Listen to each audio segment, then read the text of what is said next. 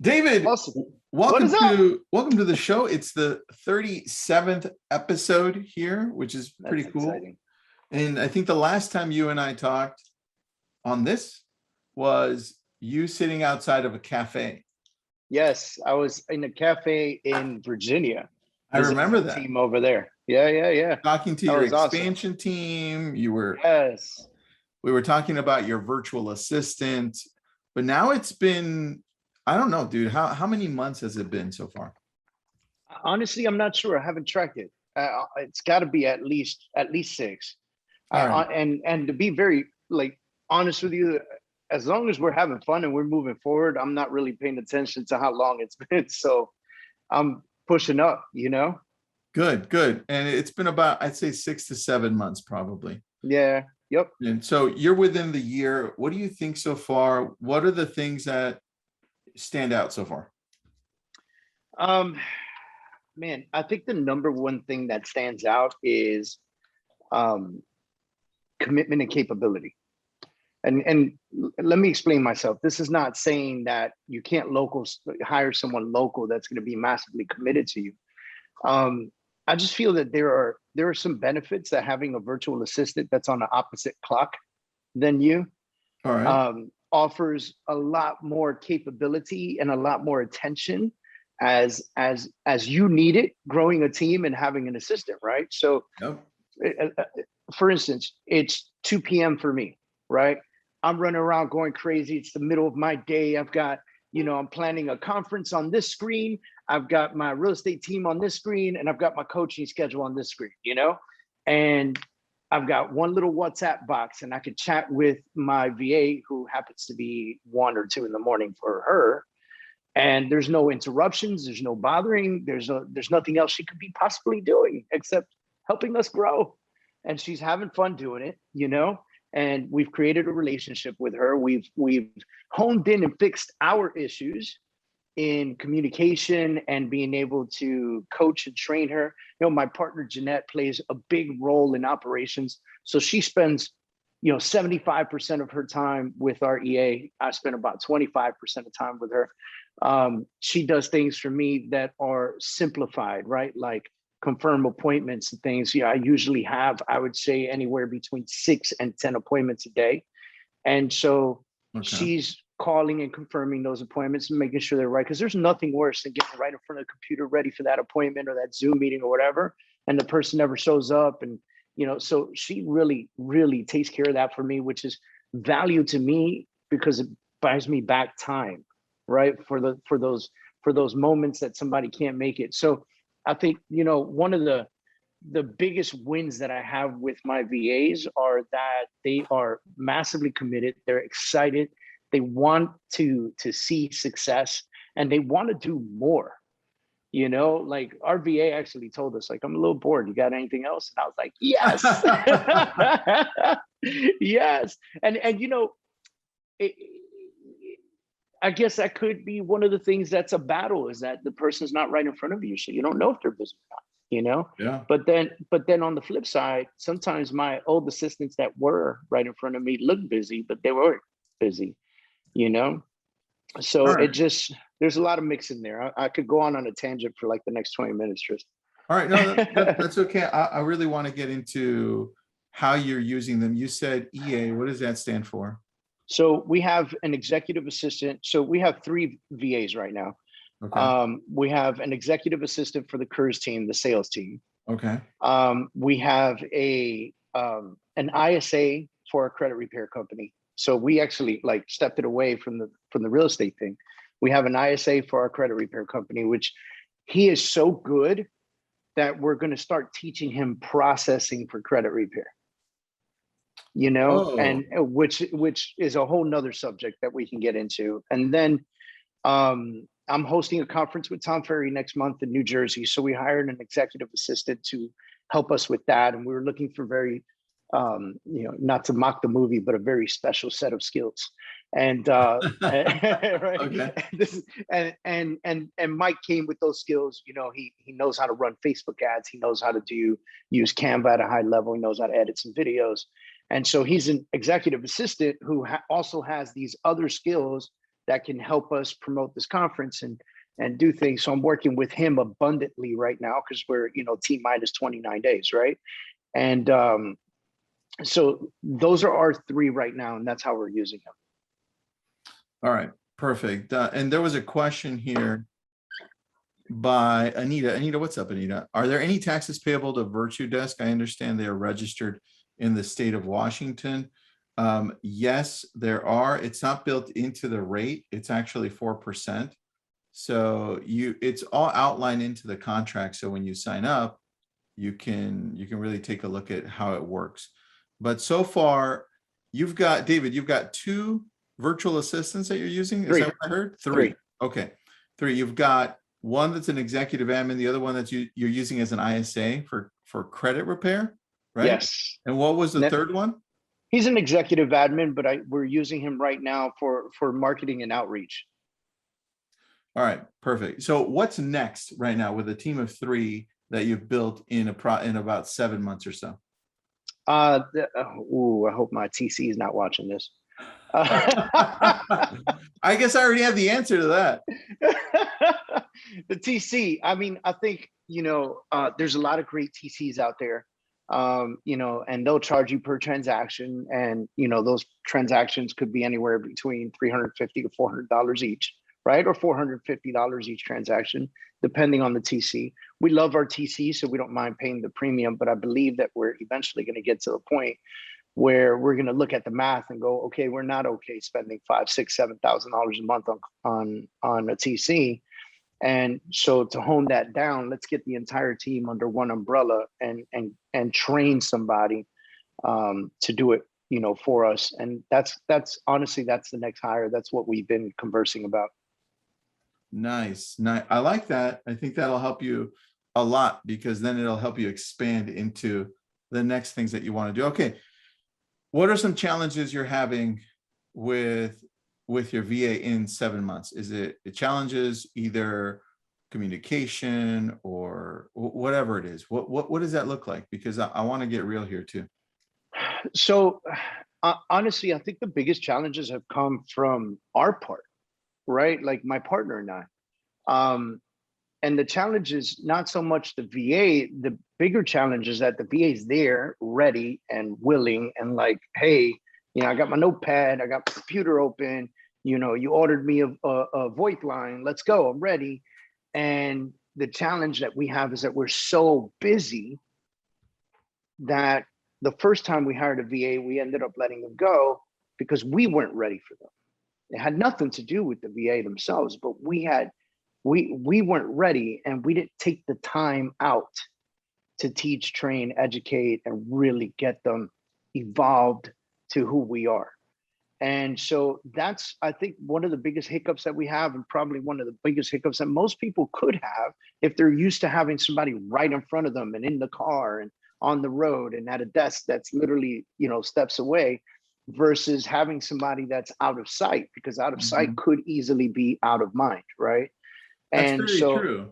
Yeah. And so what my partner does is she'll log in the morning with our executive assistant for the team, and she'll minimize her. She uses Google Meet. She'll minimize her, put her in the corner, and they'll just work face to face, and they'll be working on things, and then they'll just talk to each other. It's almost like sitting across from the person, And so, that's one of the biggest challenges. We're trying to find more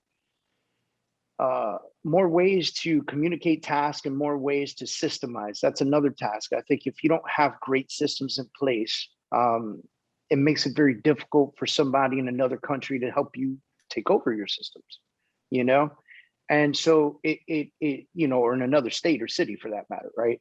If they're not right in front of you, you're not developing the systems together. So you have to figure out a way to do that, right? And so my biggest thing for the last couple of weeks actually has been working with our leadership team and saying, okay, guys, here's a format. Here's got a new buyer.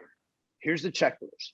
Look over this checklist and add and take away and do what you got to do, because we have to give this to Ashley so that she has a system in place on how things work. We got a new seller. We got a new, or we just closed a deal, or, what needs to happen next, and has to be systemized, or Ashley's just getting tossed things left and right, and she's just playing offensively, and we're just throwing things at her, or defensively, I should say, we're just throwing things at her. And that's not the way it's going to work. And you're not going to find the value in a virtual assistant doing it that way. We've learned that the hard way, and I think, to get real, it's very difficult sometimes to know that person's there just waiting for you to give them something to do, and here you are going crazy all day, and then when you go, oh, this virtual assistant's not working for me, it sounds a lot like these leads suck. That sounds exactly what it is. And you know whose fault it is? There are no duties, no tasks outlined. So sometimes that falls on us here, right? Yeah, 100%. 100%. We're the leaders, right? That's it. So if we hire a virtual assistant, it's our job to lead. It's our job to teach them what we want them to do. And if we don't, we can't expect them to know. They're not they didn't grow up with us. They don't know who we are. They don't know our mannerisms, our tempers, the way we do business, the way we speak, the way we talk, the way we present ourselves through email, through text, through social media, in person. They don't know any of that stuff. It's our job to teach it to them so that we create almost like a duplicate of ourselves, so that when emails go out, they go out in your tempo. When social media goes out, they go out in your presentation style, et cetera, et cetera. Dude, exactly. All right. What are you seeing now that you've got 3 VAs? And I'm asking a question because I know what I saw when I started growing my VA team. So I want to see if it's similar. When now you have 3, what are you seeing now are the possibilities of what you can achieve because you're leveraging? Wow. So I've looked at this in 2 different lights, right? One light is, wow, how much more massive can we become now that we have more time to pay attention, right? And then the other light is, wow, how much more time do I have to myself, my family, my friends? Ooh. And right. And so like both are equally important. It just depends on the person, right? Like I've coached people who want to become billionaires, and I've coached people that are good at 60 grand a year. Everybody has a different level of success, or a level of need, or level of wants, right? Yeah. And so for me, I'm always like, how can we 100x this? Like Grant's on 10x, I'm on 100x. Like, how can we 100x this? Yeah. And so this is my opportunity to not have everything on my plate or my partner's plate, not look at my leadership team and go, I need more from you, but look at my leadership team and say, I need you guys to participate in growing our executive assistant and coaching our team. I'm going to coach you guys. Let's all make this work, and let our EA handle phone calls, paperwork, transactions, confirmations for appointments, whatever it is that you need them to do, the shit that you don't like to do, right?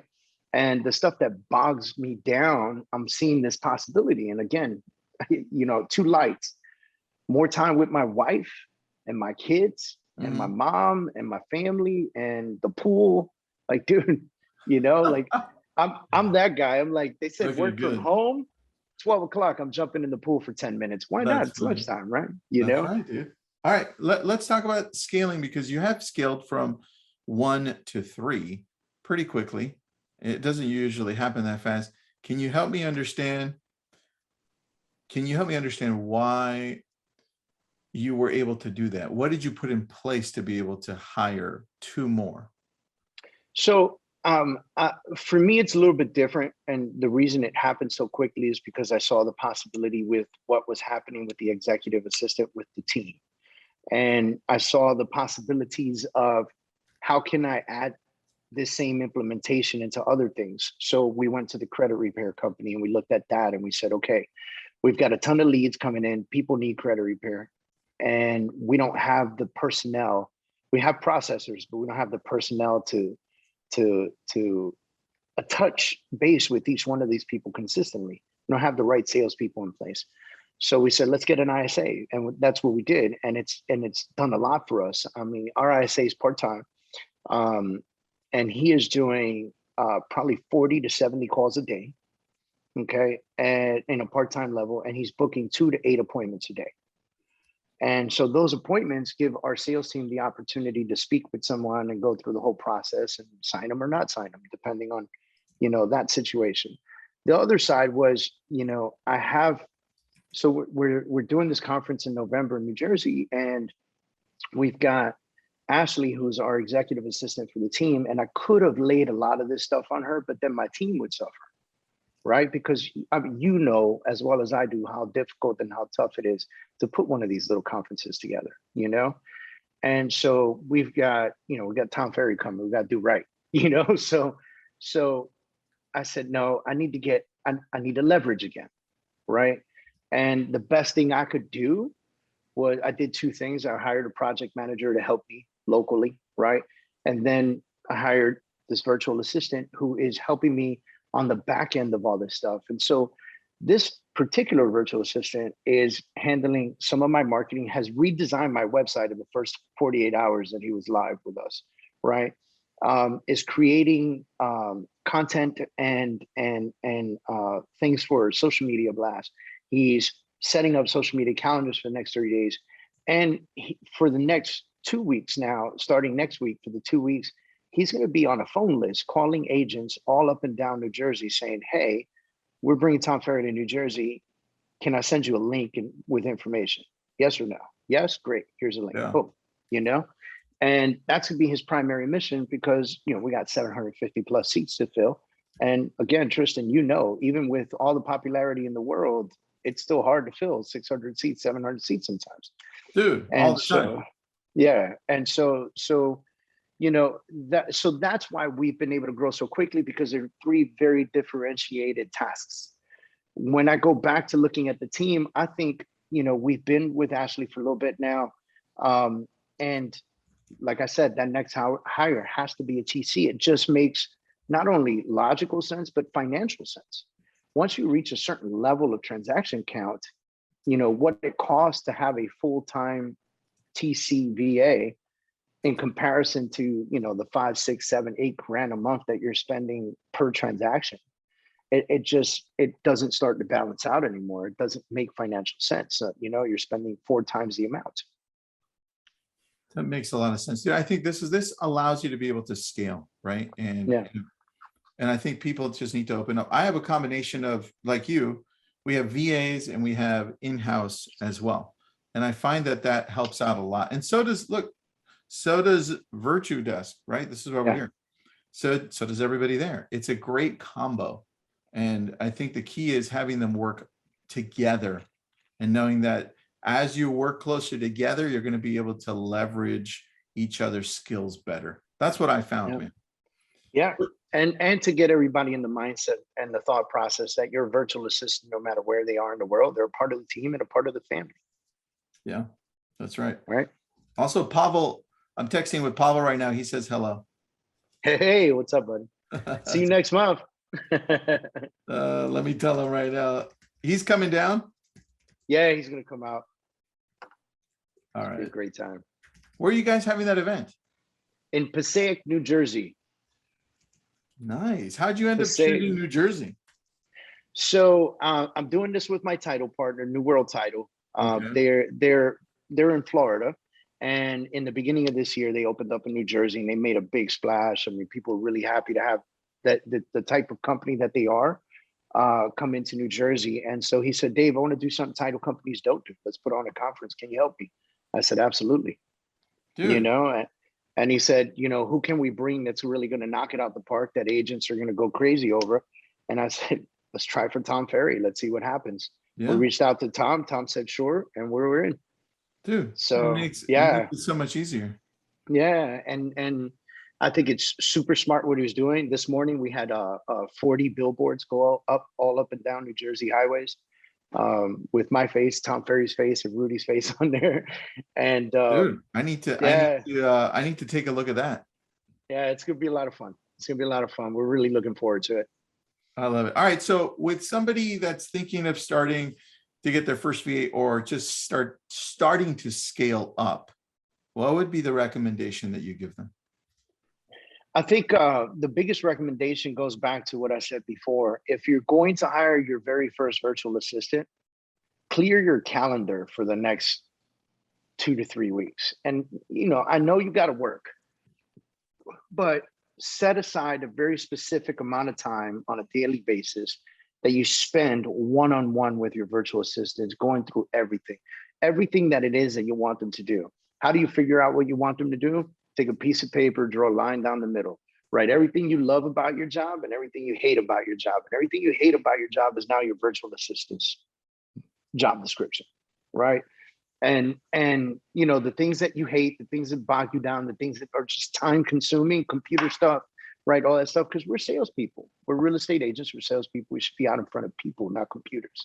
And so give them the opportunity to learn.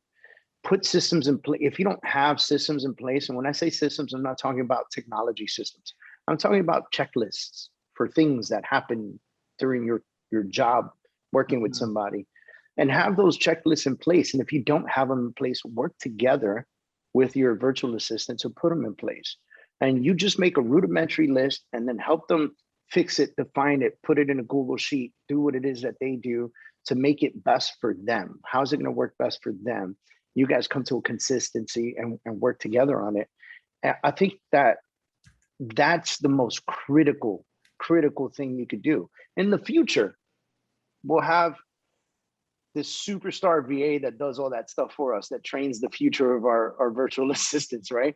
But right now, if you're looking at that first one, I think that's imperative. It's imperative that you know that. I love that, dude. Great advice. Yeah, And then man. last question, Anita says, what's the objective of David's November conference? So it's a real estate conference. Tom Ferry's coming in and he's going to be focusing on what Tom Ferry does, sales and lead gen and social media and things of that nature. He's taking over the entire morning. In the afternoon, we're going to create certain panels that some people are used to, but we're reformatting the panels. For instance, instead of having a top producers panel, we're having a top producers business format panel, meaning we're bringing top producers in that are doing 150 plus million a year in business. And they're going to tell us about how they started the businesses and how they put them together. And so I always hate it when I didn't sell any real estate and I was sitting in a room listening to top producers talk about how much they sell and what kind of car they drive and blah, blah, blah, blah, blah. And that just gets boring. So we're doing that. We're doing a coach's corner. Myself and two other coaches are going to sit and have a conversation with the crowd. So it's going to be almost like a 750 person mastermind for an hour. Then we're pushing a great social media panel that we're bringing on board, and that we're going to be focusing on video production and Google push and YouTube pushes. And then we have one other panel that we're calling team owner versus broker owner. And so we've got two very prominent New Jersey broker owners and two very prominent New Jersey team owners. And we're going to sit them together and we're going to talk about why someone becomes a team owner versus a broker owner, why somebody becomes a broker owner versus a team owner, what the different passions are, what are the pros and cons of everything. I love that. All right. So, Anita has another question then. It says, what checklist do you recommend when starting to hire your first VA?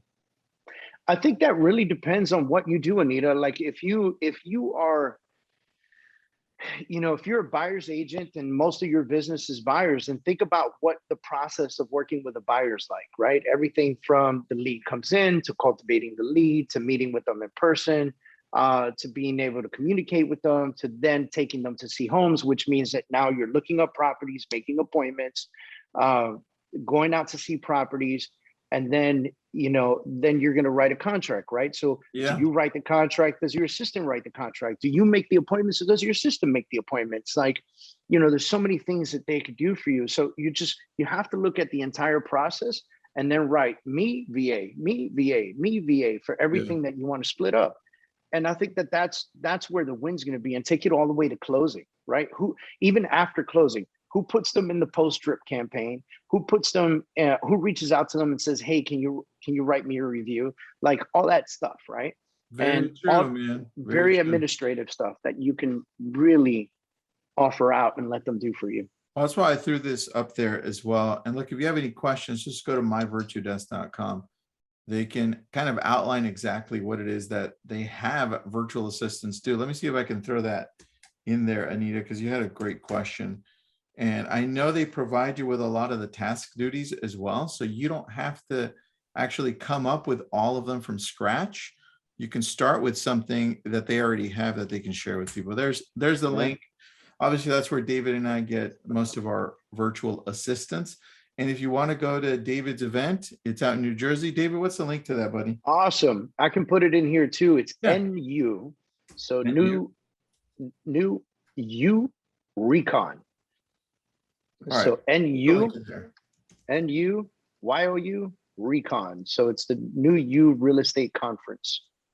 Nice, buddy. I got you. There it is. Oh, I see that. I'm going to copy paste that and put it into the community too. All right, David. Appreciate that. Thanks for being on, dude. I love your hat. Thank you, man. It looks awesome. Very good one. Thanks, man. I appreciate that. And thanks for always giving back to the community. I appreciate that. Man, I love being on with you guys, and you know, the amount of content and information that you guys give away is incredible. I've learned so much from it, so it's an honor to come up here and participate, my friend. Thanks, bro. Good luck with the event too. All right, brother. Take care. All right, Thank you. bye-bye.